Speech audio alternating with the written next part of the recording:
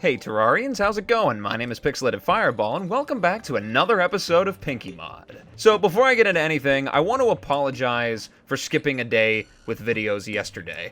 I had just had some of that nasty, pesky life stuff going on, so I needed to give myself a day off because I really didn't have the time in the day to make a video. You guys are okay with that, right? You know what? You're fine. Here we go. It's alright. We're back now, so let's get into the mod. So before anything else, I want to talk about what I did off camera. First of all, I was reminded that I needed to pick up that crystal ball that was inside of the dungeon constructor, I believe is his name, the dungeon constructor's room down underneath the dungeon, which was that big area that we were in last time. I even interacted with it and everything and didn't even think to bring it with me like an idiot, so I had to run all the way back over there and get that. So we got that all taken care of. We have it nice and safe here.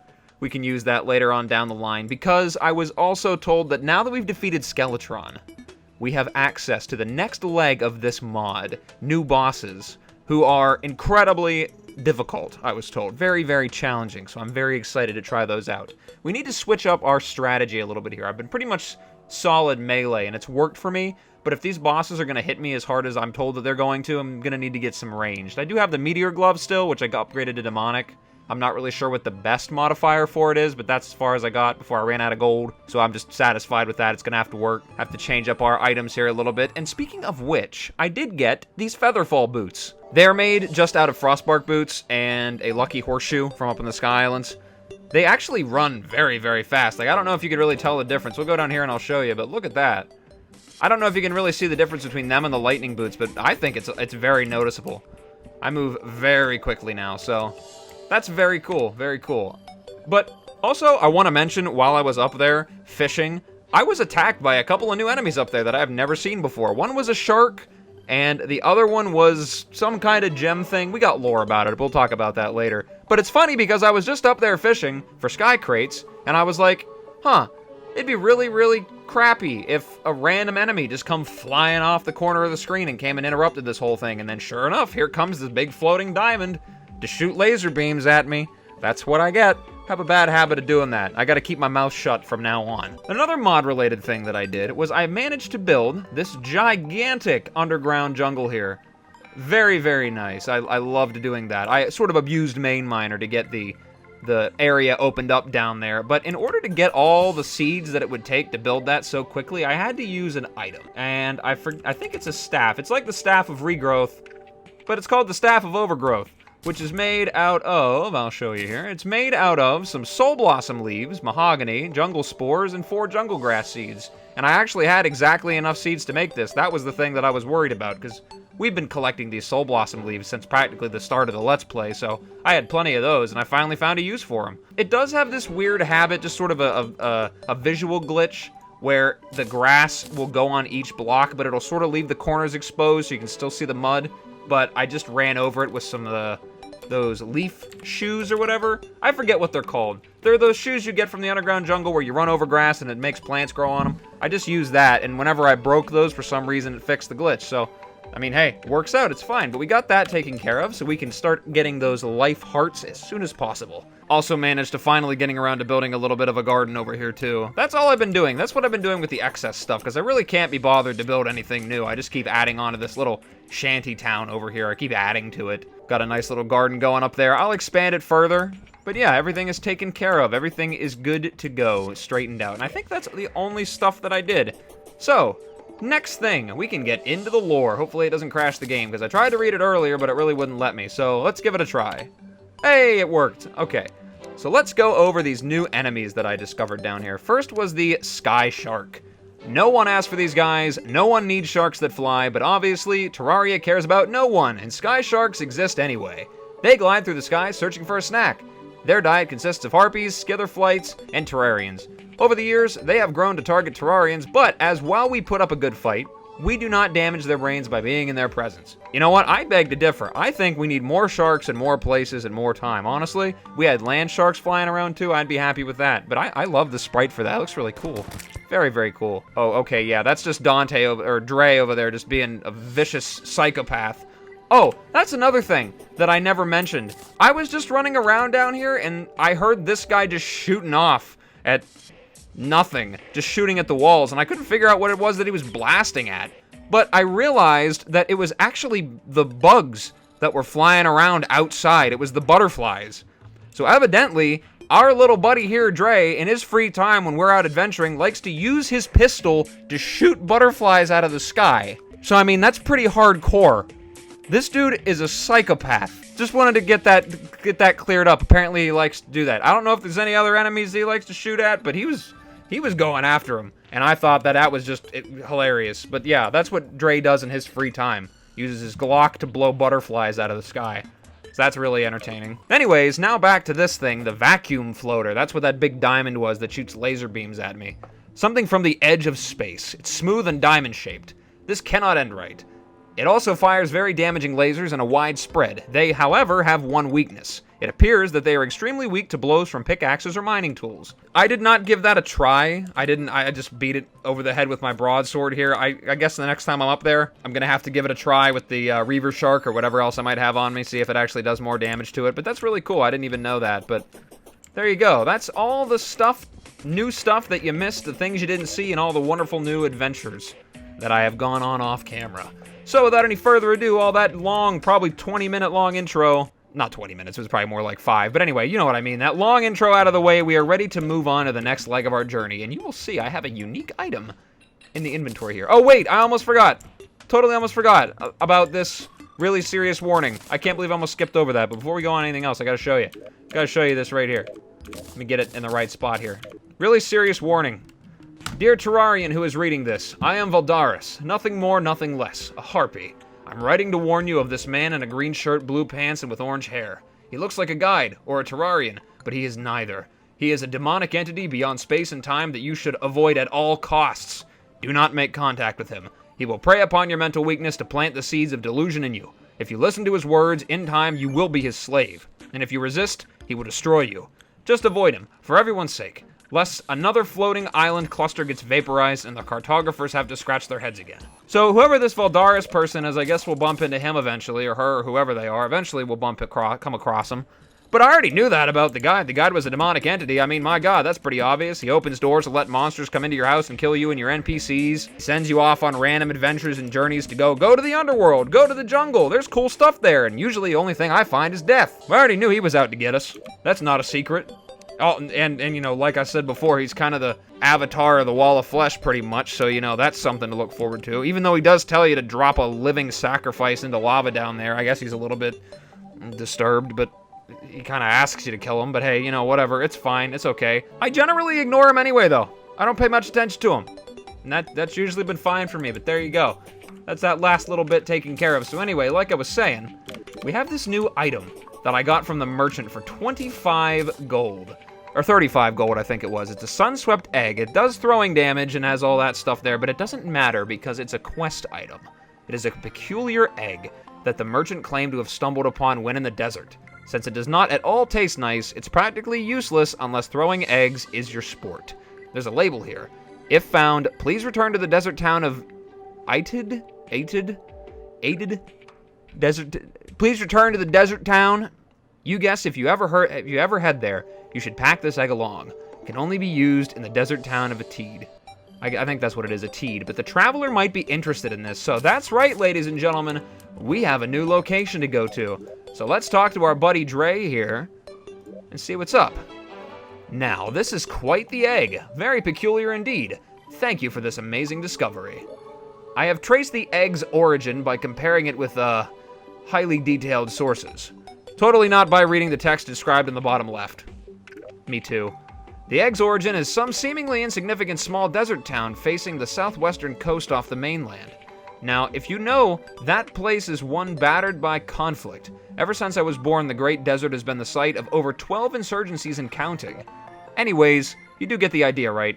Prepare for some rough times when we do set sail. It will be a risky adventure. I suspect if the rebels don't kill us first, then whoever laid the egg would want to have a word with us. Birds, man. Oh well, that ain't something that will put me off adventure. We'll depart on your command. So, ladies and gentlemen, we are going to the desert town of Eitd. You have to correct me if I'm saying that wrong, but I am very excited. Like I said in the beginning, we are moving on to the next leg of this Terraria journey.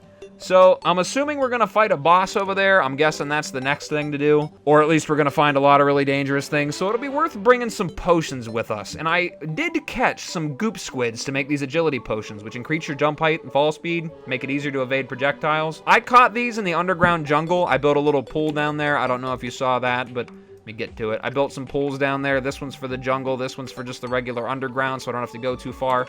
But I got some goop squids in there. And they're kind of funny, covered in a layer of the most disgusting mucus, quite possibly in the history of all disgusting mucuses. And they make these agility potions, like I said, jump height and fall speed, so that's definitely going to be useful. So we'll grab a couple of those. We'll make a couple of those. Make some rage potions, take that with us, which we can make with piranhas as well as hemopiranhas. So that's just something to keep note of. You get those in the underground jungle as well. So if you don't feel like going and fishing in the corruption, it's more efficient to go down there and get it now. So we'll get some rage potions. We'll get some endurance potions from those cave fish. We'll bring ourselves... Let's do a heart reach potion. We're gonna get all kinds of potioned up. All right, ladies and gentlemen, we got everything we need. And now with an entire day's worth of talking under the belt, now we can move on to go and explore this new area. So where is this next place? Over here, Desert. Desert Town of Eitd. Between the Afil Orendi and the Great Jungle in Lonzai Miraki, right above Adis. All right, well, let's head over. Here we go. Okay, so this is the place, huh? A little less adventurous than I expected. Then again, I expected rebels to start shelling us the moment we are a mile to shore. Well, there's a town up in there, awfully quiet. I suppose you should tread with caution. It may be trapped or have insurgents hiding around every corner, yet... if you don't see anyone, then it would be quite the disappointment for me, huh? Well, we still gotta find out who the owner of the egg is, so explore around. Oh, me? I'll hang around here first. I have a theory on something. No, it's fine. Go and adventure without me. I'll join later. Alright, fine. Well, suit yourself, I suppose. Guess I'll just go explore my... No, actually, he's gonna come outside and bust a cap in some of these green slimes. Your aim... I sort of question your aim. You know, if this is what you want to do while I go explore, then by all means, I'll just let you do what you gotta do. So this is the outskirts, huh? We got a sign here. If you have no business here, leave now. Do not proceed any further. This is your one and only warning. Well, I do technically have some business here. It probably involves killing all of you people. Oh my. What is that? Gravestones? I don't know if these are supposed to say anything later on, but they all don't say anything. I guess this is what he meant by shelling the area. It looks like this place has been thoroughly blown to bits. Big hole in the ground. Alright then. So, we have our good old buddy Enchanted Pikesman here. Some abandoned houses. Let's go down below, see what we got. Can we take these chests with us? No, I'm actually not able to break them. Interesting. Okay, well, we got ourselves a chest. Okay, my dear Eitd.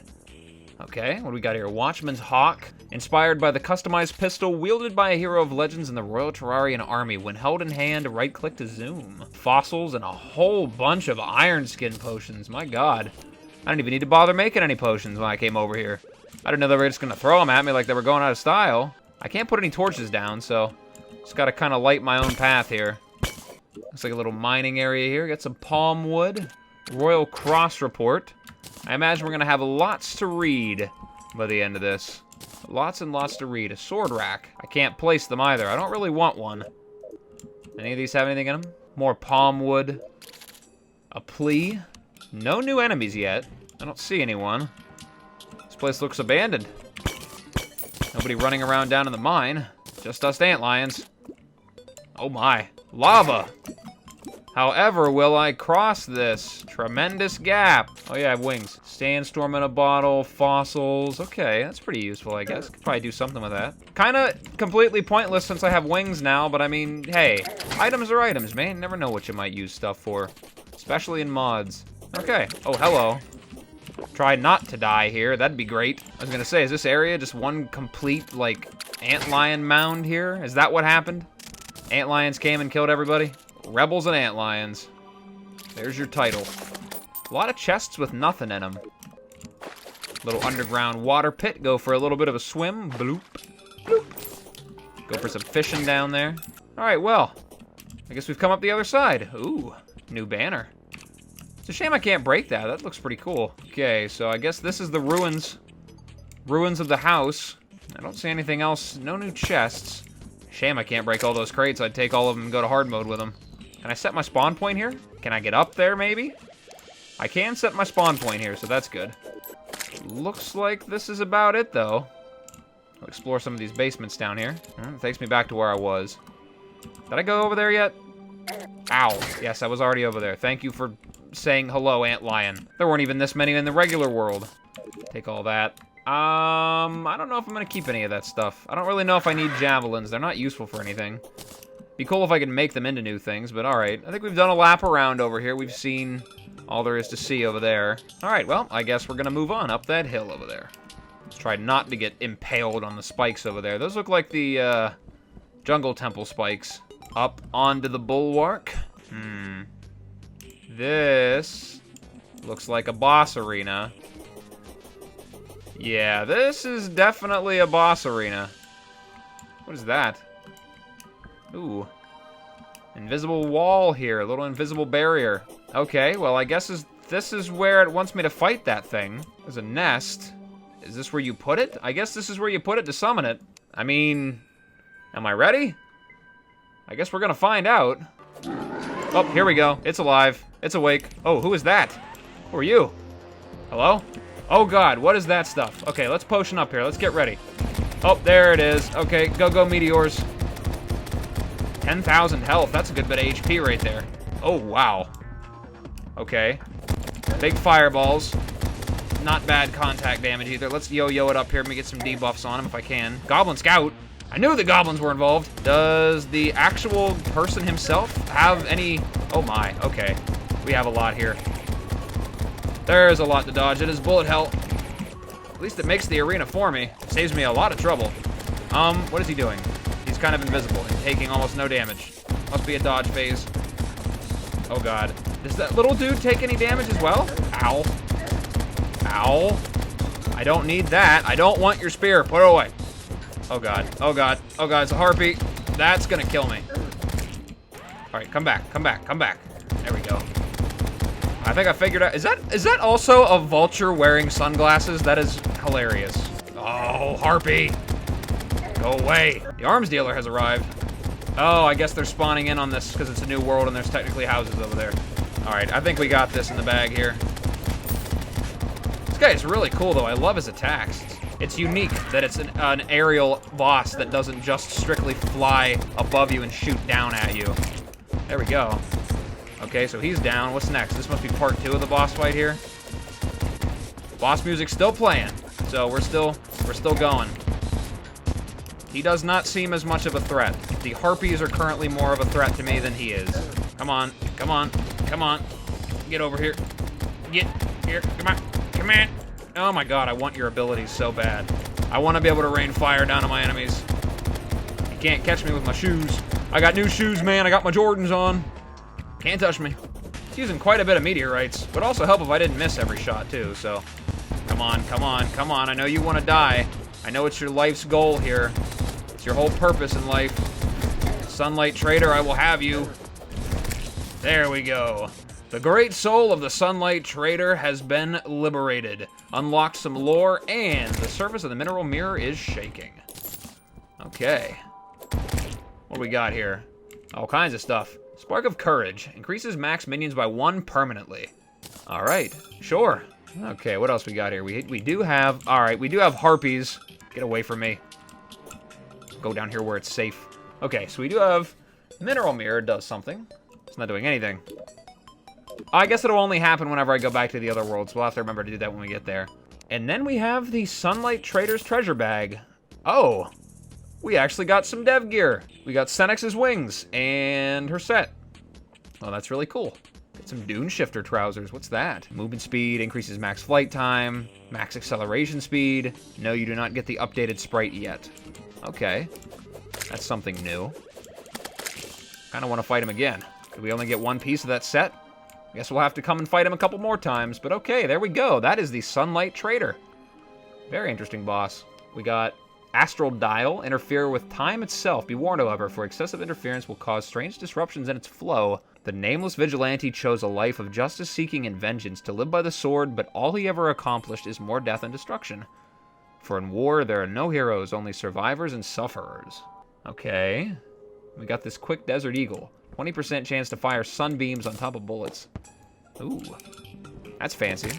I guess those are the sunbeams. It's not auto-fire. Not bad. Yeah, we'll definitely have to come back here and fight him a couple more times to see how things go. So, I guess we will return. Alright, so Dre says, congratulations for killing the big bird beast, though I kind of feel some pity for the beast, especially how you threw its eggs and stuff. Regardless, I guess it must be done. And I feel a new power surging through you. Cheers. Okay, so I guess that's all he had to say about that. Must have decided to come on the mainland, finally mosey on over. Never did tell me about that theory you were working on here, big guy. But whatever. Let's head back now. I'm ready. Back to the weird place. So we do know that the mineral mirror has something to do. Let's use it. Gaze into the mirror and the earth is plagued with solid chunks of dead vegetation. Interesting. So, we got some new lore, we got a new couple bits of gear here, some new items. Interestingly enough, Xenix's wings actually fly me, like, all the way up to the sky as well. Not as quickly, but, yeah. In terms of just pure height, that's pretty far up there, comparatively. But I think I will stick with the Mistbound wings for now, so we'll just put those away. Put the Dune Shifter treads in there. Just deposit all this unnecessary stuff in my inventory, and then I guess we can go over some lore. First of all, I do want to see what this astral dial does. Interfere with time itself. Is it sort of like the regular old sundial you can get? I think it's from the fishing quests. What happens? Makes it nighttime, and makes it daytime. So, don't make a habit of doing that. You got it. We'll just hold on to that. But anyway, let's look over some lore. So, I looked over some of the lore pages, and a lot of them are quite extensive, especially these entries right here. They're pretty long. So, for the sake of not making this video last like a whole 30-35 minutes altogether, I'm just going to go over some of the stuff briefly, and if you want to stop it and read more in depth, by all means, pause the video and check it out. But I'm just going to stop by it for a second briefly just to look over it. So, we'll go over the Sunlight Traders first. So the first entry here is about the actual giant mutated vulture that was the main focus of the fight, sort of the big boss, who is the companion of the Sunlight Trader who is on that little magic carpet down there. I'm not really sure what it is, but it's just basically a giant firebending bird of death that somehow this dude managed to make his companion. That's pretty interesting, I suppose. Who knows? Big mystery. And then next, we have the Sunlight Trader, who is the little boss that I killed after I beat the big bird. It's basically talking about how they have a interesting no-interaction policy. All they do is they trade. They don't help or hurt anybody. They just go around and only interact people in a capacity that enables them to trade with them. Even though this guy is sort of an outlier, it seems like he's an outcast. He goes around and he kills people, which is the complete opposite, and breaks all the rules that he follows, or that the Sunlight Traders usually follow, which leads you to believe that he's not actually a Sunlight Trader, just wearing their armor or their outfit. And based on that journal entry, it talks about these little letters here as if they were written about or by the Sunlight Trader himself. So the first one we'll go over is My Dear Eitd, I think is the first entry. And this one is basically sort of a journal entry. I think it might be the Sunlight Trader or whoever he was before he became the trader. Just talking about dealing with that shelling that the Traveler was talking about, all the artillery strikes that went on, a town being destroyed, talking about how sorry he is that everything is a mess and how sad he is about it. Basically just being lost and disappointed and scared, and just generally unhappy about the destruction that's wreaking havoc across their home. And the next one I picked up, I think, was the Royal Cross Report, I'm pretty sure. It's just a description about this war that's going on between the People's Army and Sand Dragon, just people who are attacking each other in this area, these endless wars that the Traveler was talking about. And it mentions Eitd here, as well as a couple of other villages or towns that maybe actually we'll get a chance to visit later on down the line. Who knows? We'll have to see. And there's the second page. The other guy's name is Atula, I believe. And it talks about an attack by the Sunlight Trader and his giant bird, where they basically just destroyed everything in what sounds like something very incredible. Giant bird rising from the dunes, shooting fire and sand and giant sandstorms everywhere. It sounds like my kind of guy. Where was that during the fight? Should have been a sandstorm during the middle of it. There you go. That's a little bit of an addition for your fight right there, your boss fight. Make it in the middle of a sandstorm. That'll add some difficulty to it, at least for expert mode anyway. And the next one is called a plea, I believe. Really short. Commander Grake needs your help. It's just somebody begging for help because they're besieged on all sides by the Atulas and the Sand Dragons. And I'm kind of suspicious maybe this Lord Commander Grake is actually the Sunlight Trader. I don't know. Not sure. But I'm not sure whether or not this message was responded to, but maybe, maybe not. I don't know. It's a mystery. It's all a big desert mystery. And then this last one is sort of just, I guess, maybe a propaganda advertisement, or maybe sort of like a promise of the Sunlight Trader himself to go out and free our people. I guess free people through shooting fireballs at them. I guess I mean, hey, if that's how you help people, that's how you help people. Everybody has their vocation. But there you go. That is that. That is all the lore that we have uncovered. Quite a bit of it. A lot. That's what we play this mod for, right? The lore. I mean, the game is fun on its own as well, but the lore is really interesting as well, and I like what they're doing with it. I like the story. It makes me feel like I'm in an RPG, not a sandbox. So that's pretty cool. But yeah, I think I'm going to end the video here. I think we've gone on for quite long enough. I'm not sure exactly. We'll see, but I feel like it's been long enough. We did quite a lot.